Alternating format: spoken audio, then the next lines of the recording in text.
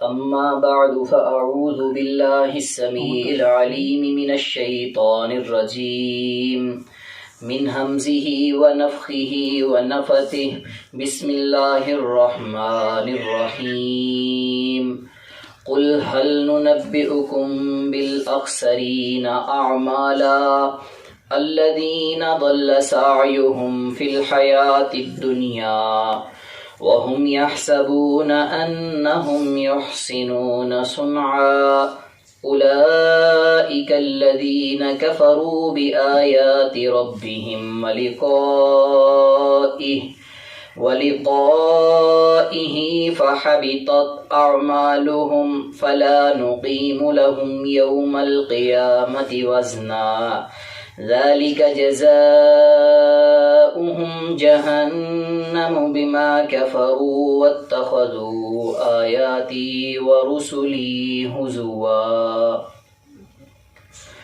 اللهم صل على محمد وعلى آل محمد كما صليت على إبراهيم وعلى آل إبراهيم إنك حميد مجيد اللهم بارك على محمد وعلى آل محمد كما باركت على إبراهيم وعلى آل إبراهيم إنك حميد مجيد۔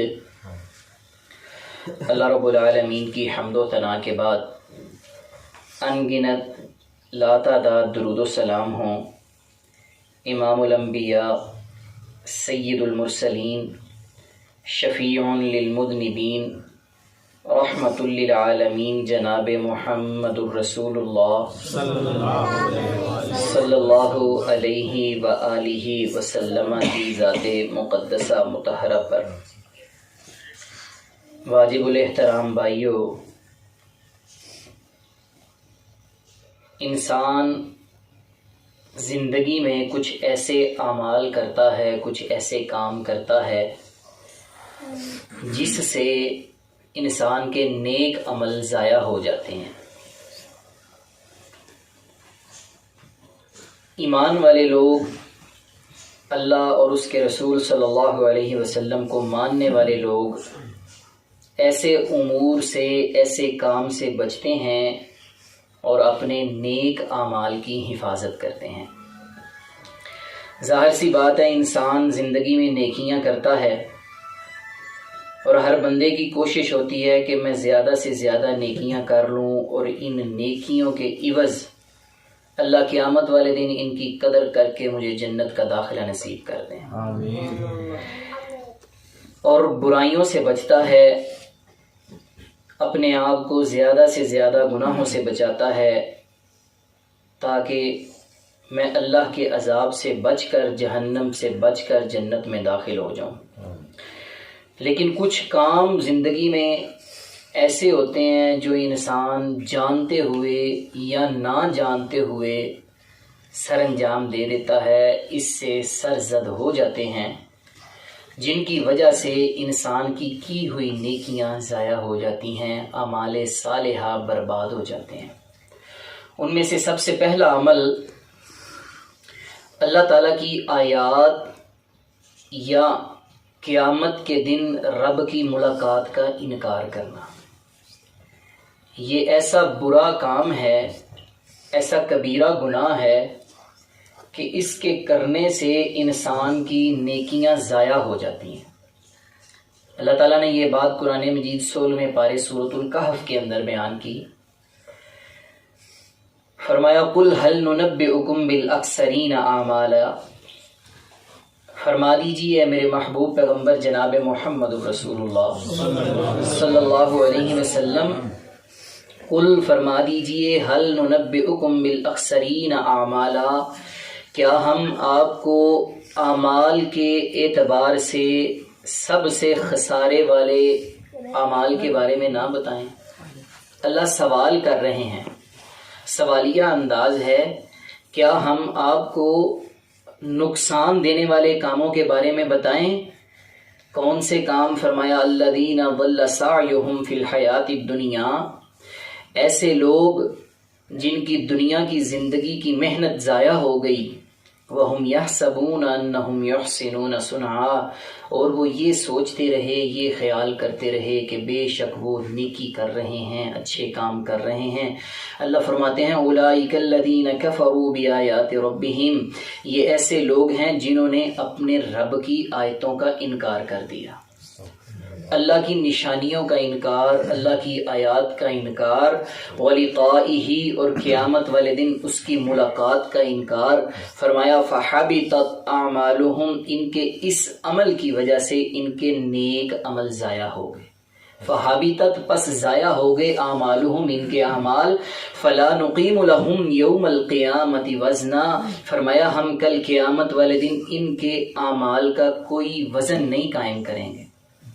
انسان دنیا میں جتنی مرضی نیکیاں کر لے، اگر وہ اللہ کی آیتوں کا انکار کرتا ہے یا قیامت والے دن رب کی ملاقات کا منکر ہے، رب کی ملاقات کو نہیں مانتا، فرمایا یہ ایسا کبیرہ گناہ ہے کہ اس کی وجہ سے اس کی ہوئی نیکیاں بھی ضائع ہو جائیں گی۔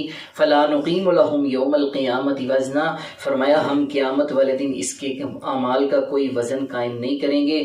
کیا ہوگا؟ فرمایا ذَلِكَ جَزَاؤُهُمْ جَهَنَّمُ بِمَا كَفَرُوا، یہ جو دنیا میں عمل کر کے آ گیا، یہ کام کر کے آ گیا، بغیر توبہ کے مر گیا، اس کے اس عمل کی وجہ سے فرمایا ہم اس کو بدلے میں جہنم دیں گے، بما کفروا، جو ہماری آیتوں کا انکار کرتا رہا، واتخذوا آیاتی ورسلی ہزوا، اور ہماری آیتوں اور ہمارے رسولوں کے ساتھ معاذ اللہ مذاق کرتا رہا۔ اللہ کی آیتوں کا انکار کرنا اور اس کی ملاقات کا انکار کرنا، مراد یہ ہے کہ اللہ اور اس کے رسول کا مذاق اڑانا۔ اللہ ہمیں اس گناہ سے محفوظ فرمائے۔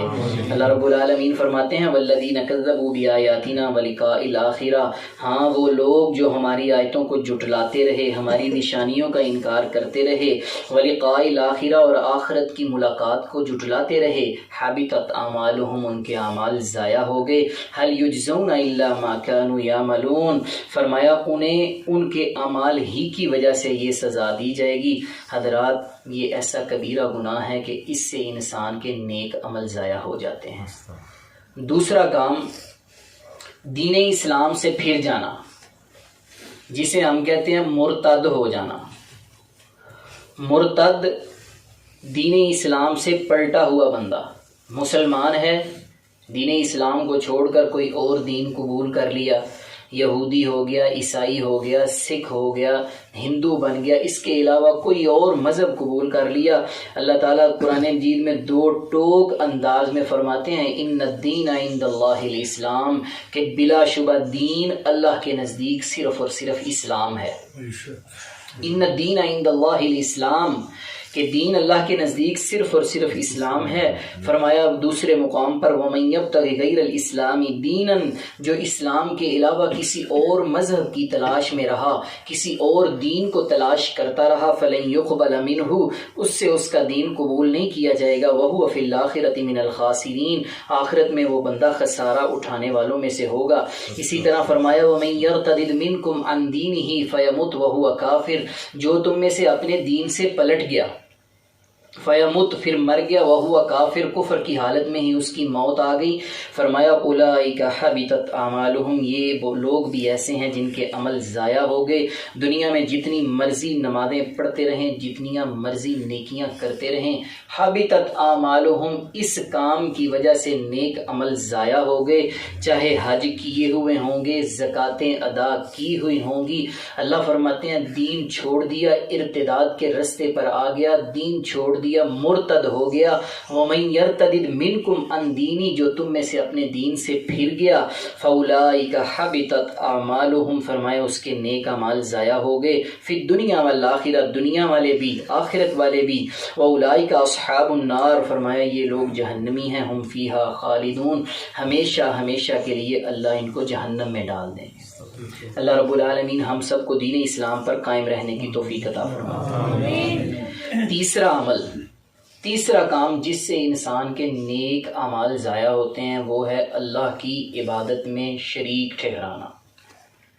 یعنی انسان عبادت میں اللہ کی ذات میں، اس کی صفات میں اس کے ساتھ کسی کو اس کا ثانی سمجھے، اس کا شریک سمجھے، اس کا یہ عقیدہ ہو کہ اللہ بھی کر سکتا ہے، فلاں بھی کر سکتا ہے، اللہ بھی دیتا ہے، فلاں بھی دیتا ہے، یہ شرک ہے۔ اللہ نے قرآن مجید میں فرمایا وَلَقَدْ أُوحِيَ إِلَيْكَ وَإِلَى الَّذِينَ مِن قَبْلِكَ، اے میرے محبوب پیغمبر جناب محمد الرسول اللہ صلی اللہ علیہ وسلم جی، آپ کی طرف وحی کر دی گئی، آپ سے پہلے انبیاء کی طرف بھی ہم نے وحی کر دی، لَإِنْ أَشْرَكْتَ لَيَحْبَطَنَّ عَمَلُكَ، اگر کوئی بھی بندہ شرک کرے گا، اللہ کے ذات کسی کو شریک ٹھہرائے گا، اس کی ذات کے اندر، اس کی صفات کے اندر، اس کی عبادات کے اندر کسی کو اس کا ثانی بنائے گا، تو فرمایا لَيَحْبَطَنَّ عَمَلُكَ، میرا وعدہ ہے میں عمل ضائع کر دوں گا۔ اللہ رب العالمین ہمیں اس کبیرہ گناہ سے محفوظ فرمائے۔ شرک ایسا کبیرہ گناہ ہے کہ اللہ تعالیٰ نے قرآن مجید کے متعدد مقامات پر اس کی کھلے انداز میں مذمت فرمائی ہے۔ فرمایا ان اللہ لا یغفر ان یشرک بہ ویغفر ما دون ذلک لمن یشاء، بے شک اللہ تعالیٰ یہ معاف نہیں کرے گا کہ اس کے ساتھ شرک کیا جائے، وَيَغْفِرُ مَا دُونَ ذَلِكَ لِمَن يَشَاءُ، اس کے علاوہ اللہ جو چاہے گا معاف کر دے گا، وَمَن يُشْرِكْ بِاللَّهِ فَقَدْ ضَلَّ ضَلَالًا بَعِيدًا، جو اللہ کے ساتھ شرک کرتا کرتا مر گیا توبہ کے بغیر، فرمایا وہ بندہ دور کی گمراہی کے اندر چلا گیا۔ اللہ رب العالمین ہمیں اس کبیرہ گناہ سے بھی محفوظ فرمائے۔ سامعین محترم، شرک ایسا کبیرہ گناہ ہے کہ اس کے ساتھ انسان جو بھی نیک عمل کرے گا اس کا ثواب نہیں ہوگا۔ مشرکین مکہ کے بارے میں آپ لوگوں نے پڑھا ہے کہ یہ بیت اللہ کا طواف بھی کیا کرتے تھے، حج بھی کیا کرتے تھے، حاجیوں کی خدمت بھی کیا کرتے تھے، مہمان نوازی کرتے تھے، گرمی کا موسم ہوتا انہیں ستو پلاتے، ان کی مہمان نوازی کرتے، طرح طرح کی ان کی خدمت کرتے، کتنا عظیم عمل ہے، لیکن ساتھ میں اللہ کے ساتھ شرک کیا کرتے تھے۔ 360 بت ان لوگوں نے کعبۃ اللہ کے اندر رکھے ہوئے تھے، ان کا یہ عقیدہ تھا کہ اللہ بھی کرتا ہے، یہ بھی کرتے ہیں، اللہ بھی کچھ چیز کا مالک ہے، انہیں بھی کچھ نہ کچھ اختیار ہے، یہ ایک مشرکین مکہ کا عقیدہ تھا۔ اللہ فرماتے ہیں ما کان للمشرکین ان یعمروا مساجد اللہ، مشرکوں کو یہ اجازت نہیں ہے کہ وہ اللہ کی مسجدیں بنائیں، شاہدین علی انفسہم بالکفر، اس حال میں کہ خود تو وہ کافر ہیں، مشرک ہیں، کفر پر ان کے نفس گواہی دیتے ہیں، ان کے لیے کیا ہے؟ فرمایا اولئک حبطت اعمالہم، یہ ایسے لوگ ہیں کہ ہم نے ان کے اعمال کو ضائع کر دیا۔ شرک ایسا کبیرہ گناہ ہے کہ اس کی وجہ سے انسان کے نیک عمل ضائع ہو جاتے ہیں۔ اللہ فرماتے ہیں وَفِي النَّارِ هُمْ خَالِدُونَ، مشرکین جو ہیں یہ ہمیشہ ہمیشہ جہنم میں رہیں گے۔ اور اسی طرح اللہ تعالیٰ نے فرمایا کہ ان کے اعمال، ان کی حیثیت کیسی ہوگی؟ سورۃ الفرقان 19واں پارہ، فرمایا وَقَدِمْنَا إِلَىٰ مَا عَمِلُوا مِنْ عَمَلٍ فَجَعَلْنَاهُ هَبَاءً مَنْثُورًا، اللہ کے ساتھ شرک کرنے والے، شرک سے توبہ نہ کرنے والے نیکیاں لے کر اللہ کی بارگاہ میں جائیں گے، اللہ فرماتے ہیں ہم ان کے اعمال کو ریت کے ڈھیر کے ذروں کی طرح اڑا دیں گے۔ وَقَدِمْنَا إِلَىٰ مَا عَمِلُوا مِنْ عَمَلٍ فَجَعَلْنَاهُ هَبَاءً مَنْثُورًا، ہم بکھرے ہوئے ذروں کی طرح، جس طرح ریت کا ڈھیر ہو اس پر آندھی چلے تو ساری ریت بکھر جاتی ہے، اس طرح ان کے نیک اعمال ضائع کر دیے جائیں گے۔ اللہ رب العالمین ہم سب کو شرک سے محفوظ فرمائے۔ حضرات، 3 عمل، ایک اللہ کی عبادت میں کسی کو شریک ٹھہرانا، دوسرا دین اسلام سے پھر کر مرتد ہو جانا، اور تیسرا اللہ کی آیتوں یا قیامت والے دن اس کی ملاقات کا انکار کرنا۔ اسی طرح چوتھا عمل قرآن مجید کے کسی حکم کو ناپسند کرنا۔ یہ ایسا کبیرہ گناہ ہے کہ اس سے انسان کے نیک اعمال ضائع ہو جاتے ہیں۔ مثال کے طور پر 1-2 باتیں واضح کر دیتا ہوں۔ اللہ تعالیٰ نے قرآن مجید میں سود کو حرام قرار دیا ہے۔ فرمایا یا ایھا الذین آمنوا، اے ایمان والو، اتقوا اللہ، اللہ کا تقوی اختیار کرو، وذروا ما بقی من الربا، سود کے معاملات جو باقی ہیں ان کو چھوڑ دو، ان کنتم مؤمنین، اگر تم ایمان والے ہو۔ پھر فرمایا وَأَحَلَّ اللَّهُ الْبَيْعَ وَحَرَّمَ الرِّبَا، اللہ نے تجارت کو، خرید و فروخت کو حلال کیا ہے اور سود کو حرام کیا ہے۔ اللہ نے قرآن مجید میں واضح حکم ارشاد فرما دیا کہ سود حرام ہے. فَإِن لَّمْ تَفْعَلُوا فَأَذَنُوا بِحَرْبٍ مِّنَ اللَّهِ. ساتھ میں یہ بھی فرما دیا کہ اگر تم سود سے باز نہیں آؤ گے تو سن لو پھر تم اللہ اور اس کے رسول کے ساتھ اعلان جنگ کر رہے ہو. مسند احمد کی روایت ہے، نبی کریم علیہ الصلوۃ والسلام ارشاد فرماتے ہیں کل قیامت والے دن اللہ کی عدالت لگی ہوگی. آدم علیہ الصلوۃ والسلام سے لے کر ذرا سوچئے آخری آنے والے انسان تک تمام کے تمام لوگ اللہ کے سامنے کھڑے ہوں گے. اللہ فرشتوں کو حکم دیں گے میرے فرشتوں جاؤ جنگی اوزار جنگی آلات لے کر آؤ. فرشتے لے آئیں گے.